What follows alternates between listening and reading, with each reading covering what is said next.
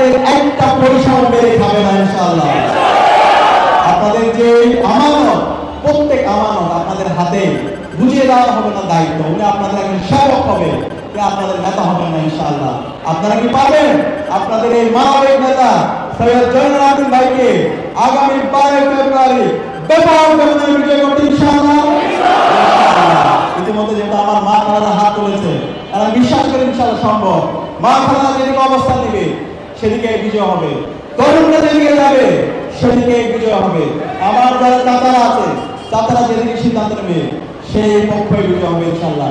যেটা বাংলাদেশের মধ্যে সর্বস্তর নাগরিকরা তখন এই দুইজন মন্ত্রীর বিরুদ্ধে একটা পয়সা কিন্তু কেউ দেখাতে পারেনি।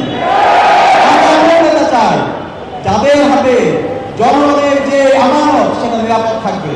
আমি কথা দিচ্ছি, আপনাদের নেতা ঢাকা 4 আসনের মাটি ও মানুষের নেতা সৈয়দ জয়নুল আবেদিন ভাই আল্লাহর রহমতে আপনাদের ম্যান্ডেট পেয়ে বিজয় হওয়ার আশা করে আপনাদের একটা পয়সাও মেরে খাবে না ইনশাআল্লাহ।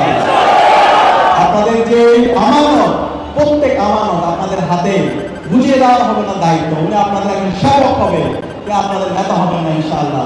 আপনারা কি পারবেন আপনাদের এই মানবিক নেতা সৈয়দ জয়নুল আবেদিন ভাইকে আগামী 12 ফেব্রুয়ারি ব্যাপক ব্যবধানে বিজয় করতে ইনশাআল্লাহ? ইতিমধ্যে যেটা আমার মা খালারা হাত তুলেছে, তারা বিশ্বাস করে ইনশাআল্লাহ সম্ভব। মা খালারা যেদিকে অবস্থান নেবে সেদিকে বিজয় হবে, তরুণরা যেদিকে যাবে সেদিকে বিজয় হবে।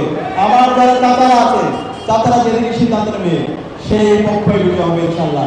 যেটা বাংলাদেশের মধ্যে সর্বস্তর নাগরিকরা